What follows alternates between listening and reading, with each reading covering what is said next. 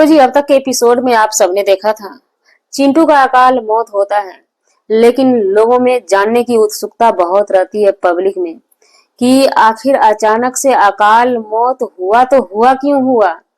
Accident हर किसी का होता है, लेकिन अचानक से एक्सीडेंट होना, 2 दिन में ही चिंटू का चला जाना, ये कहीं न कहीं बहुत बड़ी सवाल थी पब्लिक में भी। बार बार सनातन से सवाल पूछे जा रहे थे कि भाई अचानक से ऐसा हो क्या जाता है कि इतना अच्छा खासा लड़का एकाएक दुनिया से चला जाता है। कुछ लोग ये भी कह रहे थे कि इतनी दिन की ही उनकी आयु थी कि बहन को मिलाने के लिए लास्ट में मिला उला के उसके बाद खुद को यहाँ से रवाना कर दिए। और उस घर में उनकी बहन जो मुखाग्नि की है, वो बहन किस हाल में है, कैसे है, लोगों को जानने की उत्सुकता रहती है। जी नमस्कार, स्वागत है नए मुद्दे नए रिएक्शन वीडियो में। कैसे हैं आप लोग? आशा करते हैं, उम्मीद करते हैं आप लोग बहुत अच्छे होंगे। चैनल पे पहली बार आए, चैनल को सब्सक्राइब कीजिएगा। वीडियो पसंद आए वीडियो को लाइक जरूर कीजिएगा। सबसे पहले हम बात करेंगे काजल की, चिंटू की बहन जो कि आग दी है, मुखाग्नि की है अपने भाई का। उनका खान पान जो भी हमने देखा, आज ही देखा क्या खाना वो खाती है। उनको एक बर्तन में चूरा और दूध दिया गया था, लेकिन हमारे समझ से ये चीज सही नहीं है। उनका खाने पीने का विशेष रूप से ध्यान होना चाहिए, क्योंकि अभी जो है ना, उनको भरपूर मात्रा में खान पान विटामिन वाला चीज मिलना चाहिए। और हमें नहीं लगता है कि उतना सा चूरा और दूध में उनको शक्ति भी मिले। हालांकि कहते हैं कि जो चला जाता है दुनिया से ना, जो मुखाग्नि करते हैं उनके ऊपर वो चढ़े रहते हैं, तो चढ़े रहने के बाद कमजोरी भी बहुत ज्यादा आता है। उसके बाद सनातन जी की वीडियो आई थी, वीडियो में वो बता रहे थे कि हमारे साले साहब का जाने का रीजन क्या हो गया था। कहते हैं ना, वही वाली बात होती है, जब घर में कुछ बुजुर्ग लोग नहीं रहते हैं, जो बुजुर्ग लोग रहते हैं, बुजुर्ग लोग को जानकारी नहीं होती है, उस वजह से भी बहुत सारे प्रॉब्लम आते हैं। चिंटू जाने से पहले एक बार और एक्सीडेंट चिंटू का हुआ था, और एक बार या 2 बार और सनातन भाई का कहना है कि एक्सीडेंट हुआ था, जिसके वजह से कि हमने वो वाली गाड़ी ही बेच डाली थी। उसके बाद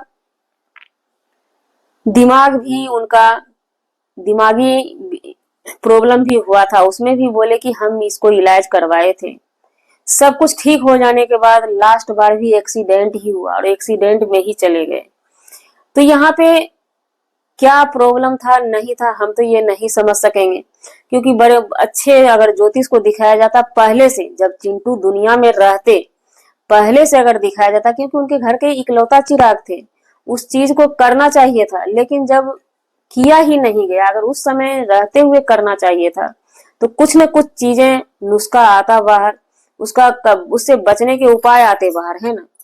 और हमारा मानना तो खैर ये सब है ही नहीं। जिसके दिन पुड़ जाते हैं ना, दिन तिथि हर चीज, जब जो बच्चा जन्म लेता है ना, उसके छठी के रात में ही जन्म से मृत्यु तक का पूरा लिस्ट ब्रह्मा जी लिख के इसमें ऐसे करके भेजते हैं।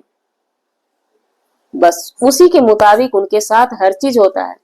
कब कितना से कितना टाइम में बीमार पड़ना है, कितना से कितना टाइम में आपको सुखी रहना है, कितना से कितना टाइम में कष्ट में रहना है, कितना से कितना टाइम में किस जगह पे आपको जाना है, वो उस जगह पे लेके भगवान भेजते हैं, सब चीज करते हैं। और उसके बाद प्रक्रिया के तहत ही इंसान दुनिया को अलविदा कह देता है। तो उसके बाद ये उनकी पुरानी वाली चीज थी जो सनातन भाई के जेहन में चल रहा था, और वो बताना चाह रहे थे, मौका नहीं मिल रहा था, इसी मौके पे उन्होंने बताई। तो अच्छा हुआ कि आपने ये जानकारी दी। वहीं पे कमेंट में जब हमने ध्यान दिया तो कमेंट में बहुत सारा कमेंट था, सभी उनको एडजस्ट कर रहे थे कि ये चीज आपको पहले से ही व्यवस्था करना चाहिए था। तो ऐसा कुछ भी नहीं होता है, पहले से कीजिए या कुछ भी कीजिए, जब मौत जिसको आना होता है वो हो ही जाता है। इधर सावित्री जी की हम बात करेंगे। सावित्री जी अपने घर में एक कोना में ऐसे गुमसुम बैठी हुई थी। आज हमने एक रील्स देखा किसी के चैनल पे, 1 मिनट की रील्स थी, वो रील्स ताजा था, क्योंकि कल वो जमीन खरीद के आई और आज इमोशनल है, बहुत ज्यादा इमोशनल है। वहां पे गणेश जी पूछते हैं कि तुमको क्या हुआ है, गाइजों इसके चिंटू जिस दिन से गया है, मतलब कि गणेश जी हम आपसे पूछना चाहते हैं, आप किस कैटेगरी के इंसान हैं ये बात बताइए। आपकी पत्नी अर्धांगिनी है, उनके मैके में विपत पड़ा है, दुखों का पहाड़ टूटा हुआ है, आपको वहां भेजने के अलावा आप कोना में अगर वो चुपचाप गुमसुम बैठी है, आप उससे पूछ रहे हैं तुमको क्या होता है, तुम क्यों गुमसुम बैठ जाती है, तो आप ही बताइए ना गणेश जी। क्या करेगी सावित्री? नाचेगी, रील्स बनाएगी, है ना?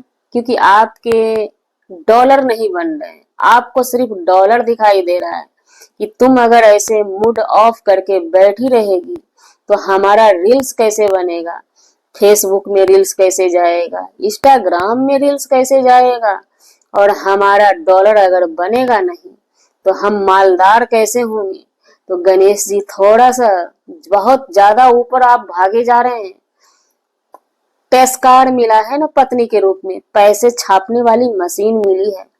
इतना ज्यादा पैसे में अंधे मत हो जाइए, पैसे के नशे में डूब मत जाइए कि आपको वो दिन देखने को मिले पैसा रह जाएगा, आदमी ना रहे। आपको ये भी पता नहीं है कि आपकी खुद की पत्नी होशो हवास में है या नहीं है। कहीं आपकी पत्नी डिप्रेशन में तो नहीं चली गई है जो एक कोना में वो गुमसुम बैठती है। इससे पहले भी कीड़े के भी मेटर को लेकर के हमने कई बार सावित्री को देखा है, एक कोना में बैठी रहती है और ये गणेश जो है कैमरा लेके उसको घुसेड़ता है मुंह में। क्या हुआ है तुमको, क्या हुआ है तुमको?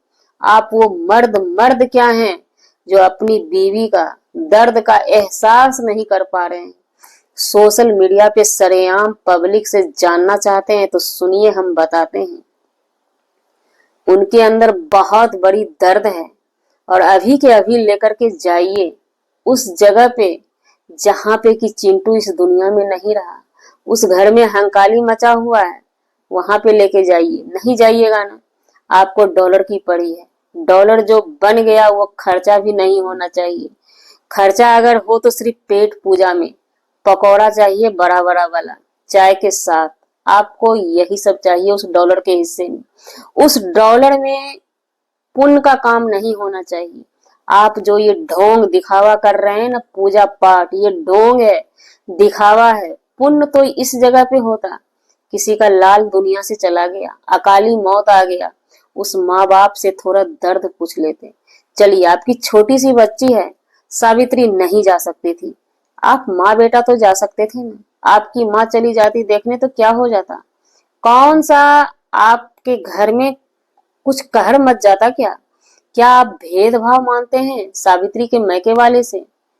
तो ये सब इनकी कहानी है, असली हकीकत यही है कि अपनी पत्नी इनकी दुख में डूबी हुई है, दुखों का पहाड़ टूटा हुआ है उनके मैके पे, और ये पूछते हैं तुमको क्या होता है।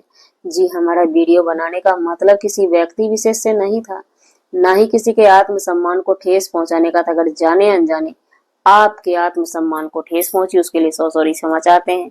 मिलते हैं किसी नेक्स्ट व्लॉग में नए कंटेंट के साथ।